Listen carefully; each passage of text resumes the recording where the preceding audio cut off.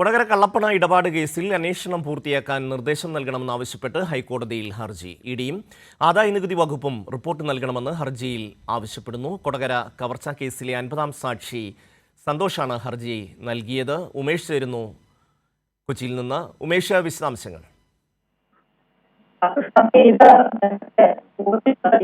കുഴൽപ്പണ case അന്വേഷിക്കുന്ന വേളയിൽ കവർച്ചാ കേസാണ് പോലീസ് അന്വേഷിച്ചത്. അതിലന്ന് പ്രതികളെ പിടികൂടുകയും അറസ്റ്റ് അടക്കമുള്ള നടപടികളിലേക്ക് പോലീസ് പോവുകയും ചെയ്തു. പക്ഷെ ഇത് വലിയ തോതിൽ കള്ളപ്പണ ഇടപാട് നടന്നിട്ടുണ്ട് എന്ന് ബോധ്യമായതിന്റെ അടിസ്ഥാനത്തിൽ അത് പോലീസ് അന്വേഷണ പരിധിക്കുള്ള കാര്യമാണ്. അതുകൊണ്ട് ഇതിലിനി അന്വേഷണം നടത്തേണ്ടത് ഇഡിയും ആദായനികുതി വകുപ്പുമാണ് എന്നുള്ളതുകൊണ്ട് അവർക്ക് ഇതുമായി ബന്ധപ്പെട്ട റിപ്പോർട്ട് പോലീസ് കൈമാറിയിരുന്നു. ഈ സമയം തന്നെ ഈ കേസിൽ എൻഫോഴ്സ്മെന്റ് ഡയറക്ടറേറ്റ് അന്വേഷണം ആവശ്യപ്പെട്ട് ഹൈക്കോടതിയിൽ ഹർജി എത്തുകയും ചെയ്തു. അന്ന് ആ ഹർജി പരിഗണിച്ച വേളയിൽ പലതവണ ഇഡി അന്വേഷിക്കുമെന്ന് പറഞ്ഞതല്ലാതെ കൃത്യമായി ഇതിലൊരു തുടർ നടപടിയിലേക്ക് അന്ന് ഇഡി പോയിരുന്നില്ല. അത് അന്ന് വലിയ തരത്തിൽ വിമർശന വിധേയമാവുകയും ചെയ്തതാണ്. ഇക്കാര്യത്തിൽ അന്വേഷണം തുടങ്ങിയിട്ടുണ്ട് എന്ന് പറഞ്ഞതല്ലാതെ കൂടുതൽ ചോദ്യം ചെയ്യാനോ അല്ലെങ്കിൽ അറസ്റ്റ് അടക്കമുള്ള കാര്യങ്ങളിലേക്ക് പോകാനോ പണം കണ്ടുകെട്ടുന്ന അടക്കമുള്ള നടപടികളിലേക്ക് പോകാനോ ഒന്നും തന്നെ എൻഫോഴ്സ്മെന്റ് ഡയറക്ടറേറ്റ് തയ്യാറായില്ല.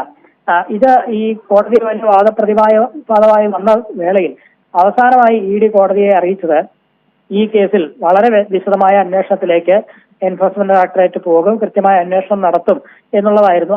എന്ന് ഉറപ്പു നൽകിയതിന്റെ അടിസ്ഥാനത്തിൽ അന്ന് ഈ ഹർജി തീർപ്പാക്കുകയും ചെയ്തു. പക്ഷേ അന്ന് ഈ എൻഫോഴ്സ്മെന്റ് ഡയറക്ടറേറ്റ് കോടതിയിൽ ഇക്കാര്യം പറഞ്ഞ് ഹർജി തീർപ്പാക്കിയപ്പോൾ 3 വർഷം പിന്നിട്ടിട്ടും ഒരനക്കവും അതുമായി ബന്ധപ്പെട്ട ഉണ്ടായിട്ടില്ല. ഈ സാഹചര്യത്തിലാണ് ഈ കേസിൽ അന്വേഷണം പൂർത്തിയാക്കി റിപ്പോർട്ട് സമർപ്പിക്കാൻ നിർദ്ദേശം നൽകണം എന്നാവശ്യപ്പെട്ടുകൊണ്ട് ഹൈക്കോടതിയിൽ ഇപ്പോൾ ഹർജി എത്തിയിരിക്കുന്നത്. ഈ കേസിലെ 50-ാം സാക്ഷിയായ സന്തോഷാണ് ഹർജിക്കാരൻ.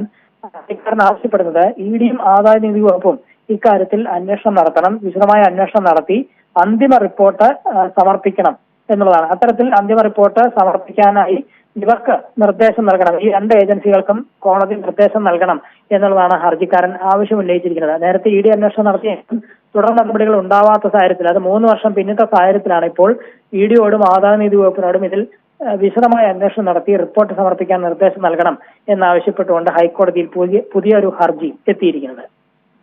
ഉമേഷാണ് വിശദാംശങ്ങൾ നൽകിയത്.